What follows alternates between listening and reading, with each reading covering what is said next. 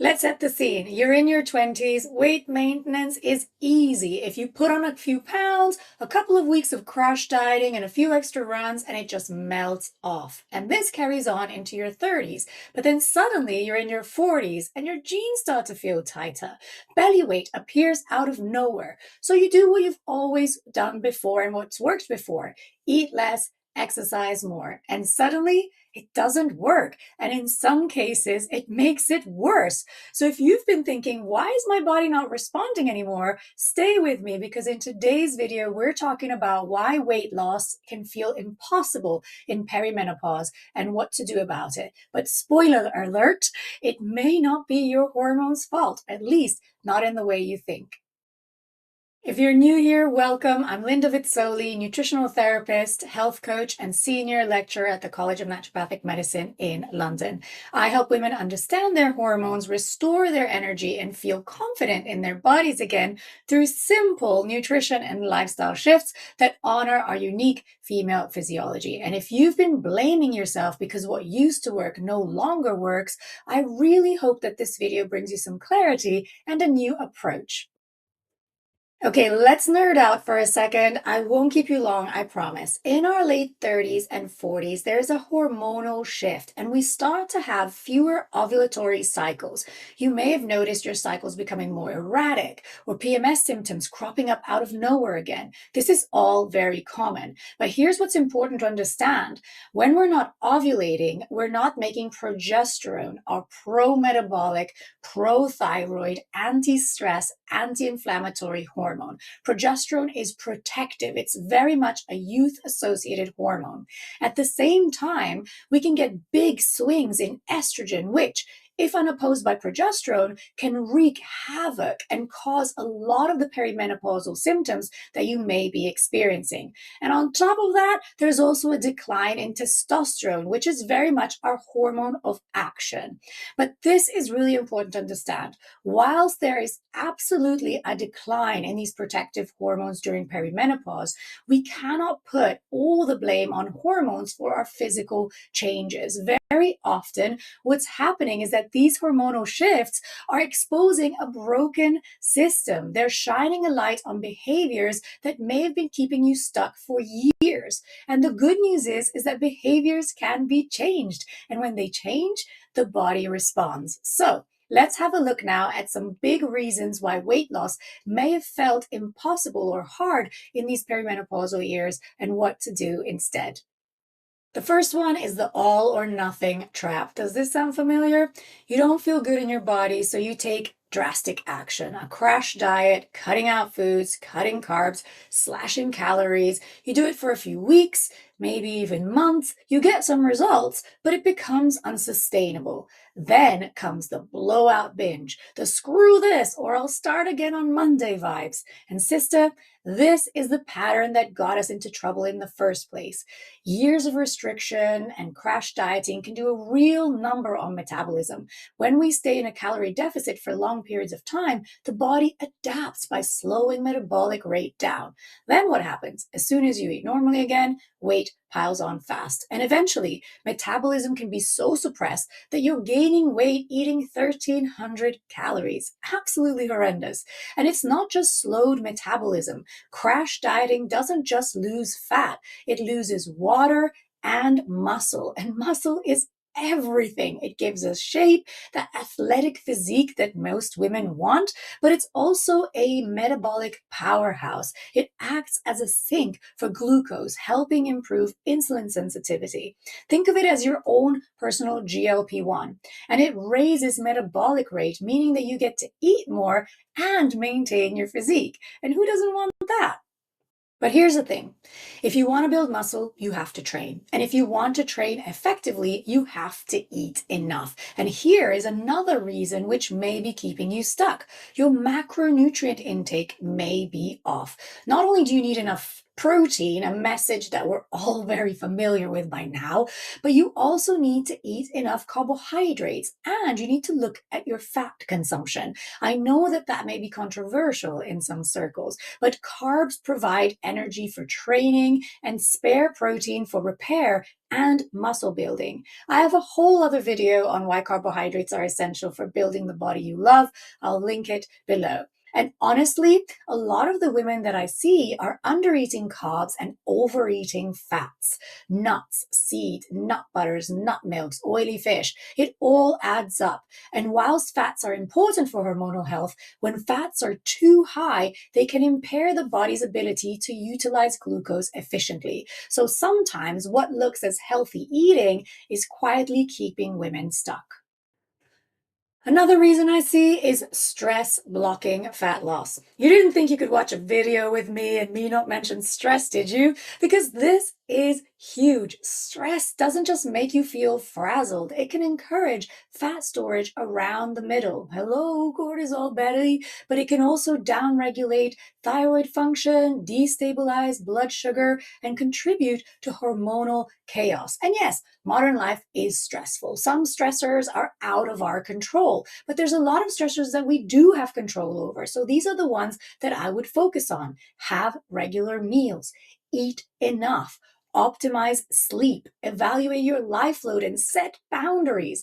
Look at your light environment. Look at the kind of movement that you're doing. Is it supportive or punishing? Look at the content that you consume.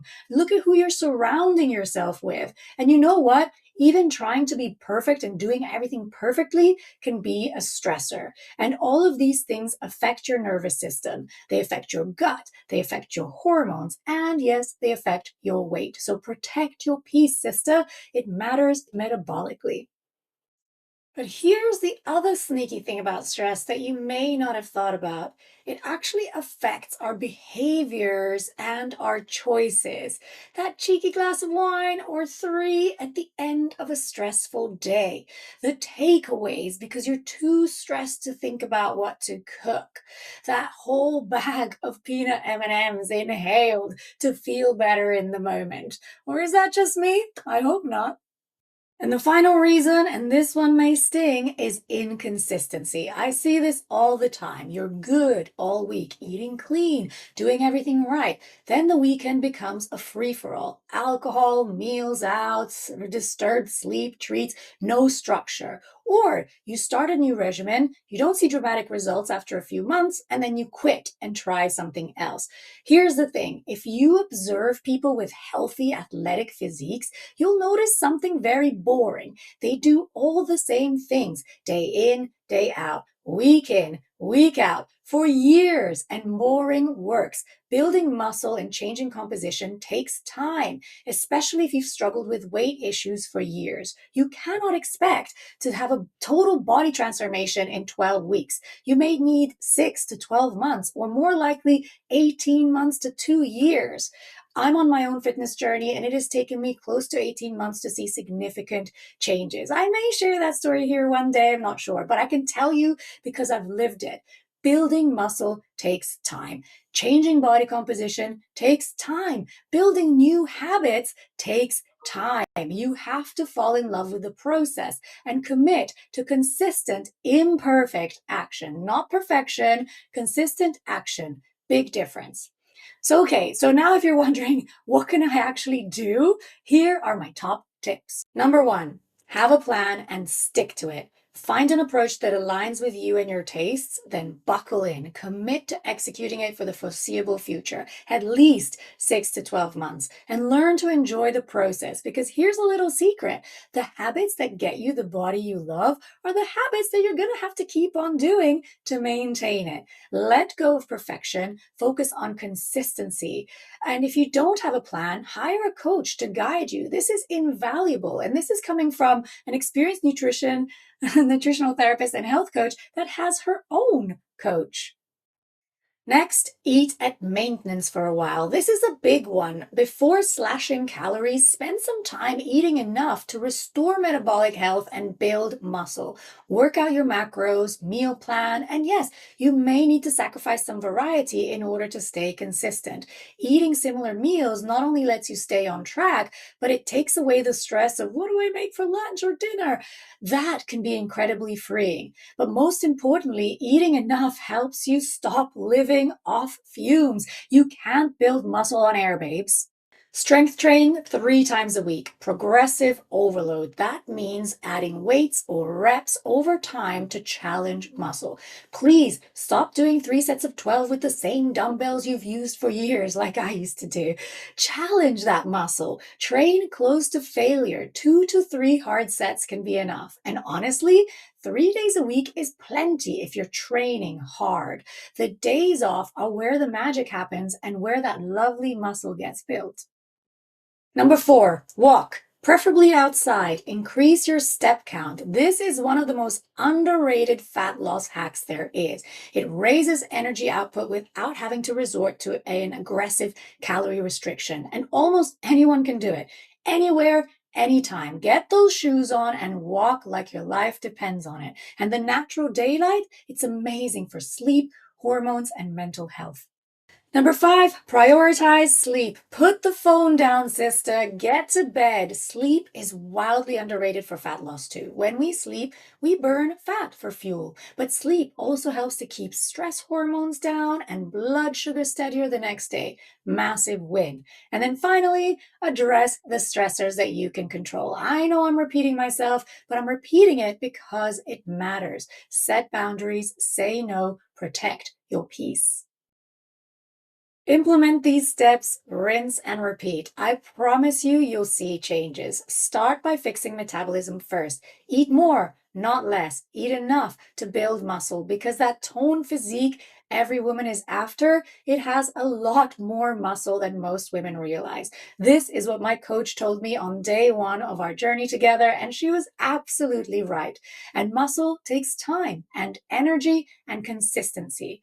You may find that doing these things consistently changes body composition dramatically without even needing to go into a calorie deficit. And if you later do a fat loss phase, your metabolism is in a much better place, which means that dieting is no longer that depressing 1200 calorie scenario, and the risk of rebound weight gain is massively reduced.